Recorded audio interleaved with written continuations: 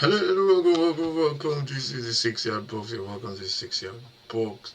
This is the football show, and this is the Premier League review. Looking back on game day 17 in the Premier League. If you're new to this channel, subscribe, like, share, all that good stuff.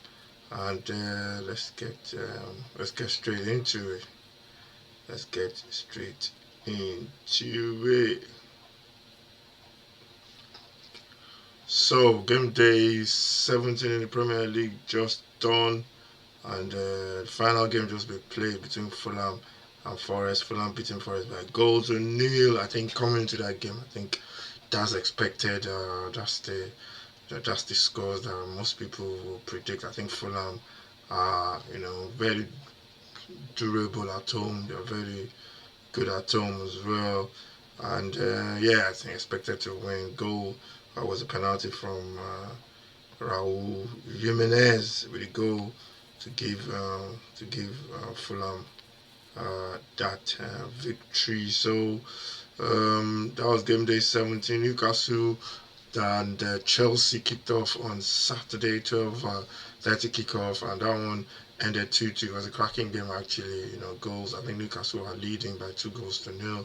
Thought they were going to walk that game. They got the goals, very good goals as well. I think it was Walter Mada with the 2 goals. One of them was a very good finish. Chelsea just look all over the place in the first half. You're thinking this could be 3 or 4. But they rallied round. Second half, started playing, got a goal from a free kick from Rhys James, and then got the equalizer from Pedro. It was a mistake from Tor, was it whatever? I can't remember his name. What's his name again? Tor Tiao or whatever, the centre back. He got rolled. That's why the problem is centre back sometimes they get too close and they get rolled, and when that happens, I think he slipped as well a little bit. I can see me. I think he lost his footing.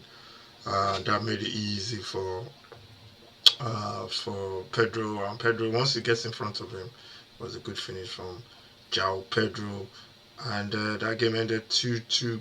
Good result there for Chelsea, because not good, but they could have lost that game, but they came back to in the Premier League. If you come back to get a victory or get a draw, it's very difficult in the Premier League because teams, they are so good, and the level of performances are very high as well. Wolves and Brentford headed 2-0 to Brentford. Brentford winning by 2 goals to nil. Wolves, for me, they're gone. They're gone. I think I keep saying that every week. I'm not even going to say it anymore now. I think they're going to be relegated. So yeah, Brentford got the 2 goals. I think it was Thiago with one of the goals. No, actually, it was Lewis Potter with the 2 goals, and one of the goals was a good goal as well. Took it really well. He's one of those guys that once in a while you see the quality that he's got. He's a very good player. He just needs to be consistent. I think that's the next stage now. But he's a good player. So yeah, that was Brentford, Wolves, City, West Ham. This one ended 3 goals to nil. West Ham, uh, they were out of the races before they even got into the game. That's how quick this one was over. What's his name? Alan grabbed a goal as normal customary goal. Got grabbed 2 actually, and then Reinders with the winning goal. West Ham uh, with their manager with Nuno, I suspect them to be a little bit more difficult to beat. But I guess new manager, players, the players that you really want. So it's difficult. It's difficult to come in mid-season as well. And then we go to Brighton, Sunderland. I did goalless. This one I thought there would be goal in it, but that was a good result for Sunderland. Brighton, I think, the problem is when what's his name is not playing, the striker. They do. I don't think they replaced. What's his name? They didn't replace. What's the guy's name? They didn't replace João Pedro that left to go to Chelsea. So I left to go to Chelsea. Yeah, but they didn't replace him. So I think that's a problem. That's a problem, and they need to fix that. Unless they fix it, I think they'll be struggling really. So they need to fix that problem, and then they need to fix get a striker. Danny Welbeck is not playing. I know they got another striker in their books, but I can't remember. I know yeah, Ferguson has gone on loan to Italy somewhere. So I know, yeah, he was at West Ham for a while as well. I think that was last season or something. But he was the one that was supposed to be the next Harry Kane. Sometimes they put labels on these players when they're too young, and they just put them under a lot of pressure. To be honest, he got injured as well. Ewan Ferguson. Then we got Bournemouth, and Burnley ended 1-1. Bournemouth really struggling for victory. I thought they were going to win this one, but they're really struggling for consistency. That's 2 draws now. Before that, there was about 4, 5, 6 defeats. Ended 1-1. Bournemouth got a goal to Semenyo with a beautiful finish, and Broya with an equalizing goal to wrap it, to make it 1-1. Raola is going through a tough time because normally they're flying, and that's what happens. Some managers go through tough times, and just can't put your finger on what's the problem. Managers do the same thing. Players think, fans think, oh yeah, he's doing something. Managers don't change. Just like everybody, you do something every day. You keep doing it. You don't change if it works for you as well. So it's very difficult to accept that. Oh, I need to change. Next fixture, Tottenham, Liverpool. I didn't watch this one. I was out. Thank God I didn't watch it because it was just a disaster. Tottenham just got 2-1. Apparently they said they played well. I'm gonna have to watch the game all over. But they said they played well. I won't even bother. I think the problem with Tottenham is, I don't think the players get any motivation from the manager.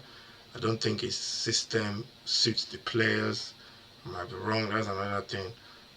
Thirdly, I don't think the board know what they're doing.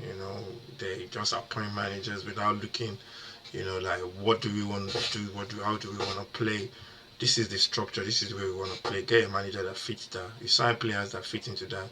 When you change the manager, the players that fit into that, they play the same system when the new manager comes in, making it easy, less turnaround of players. You only change a couple of players. You don't see it 2, 3 players that can't play in that formation. All players can play in the formation as well, to be honest. I don't think the formation is the big thing. I think the most important thing is the motivation.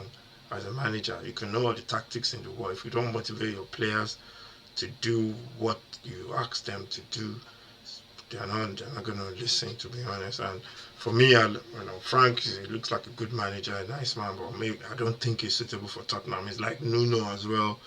Don't think they're suitable for Tottenham, but we'll see. Hopefully, he turns it around.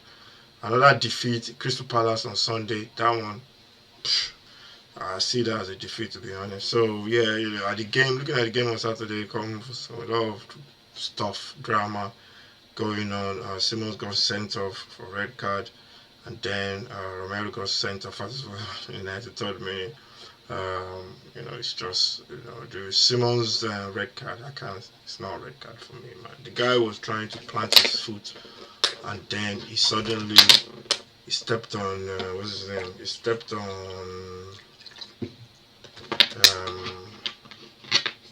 um, Virgil van Dijk's back Achilles. Um,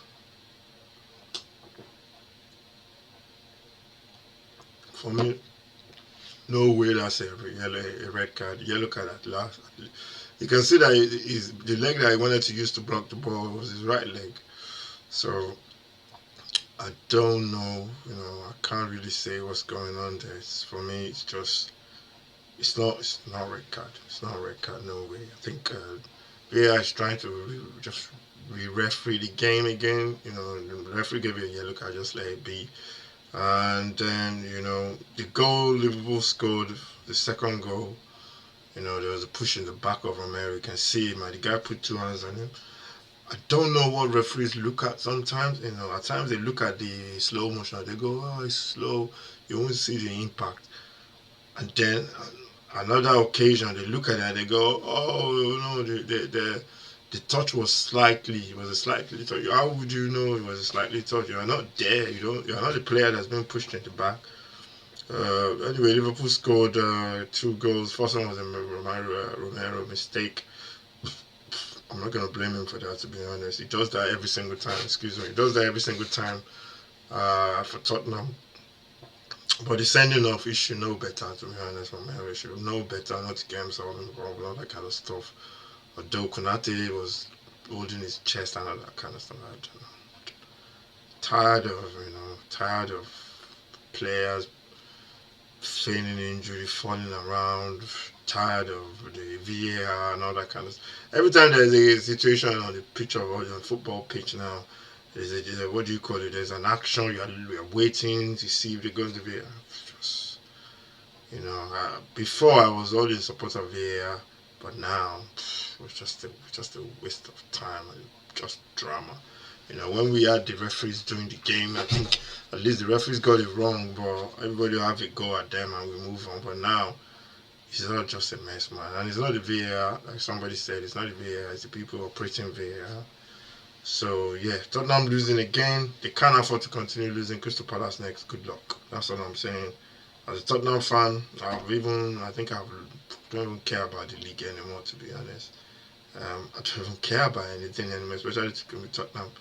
Just play the rest of the season, do whatever you want to do, and let's see what next season brings. Oh, and then let's go to the next game on the list.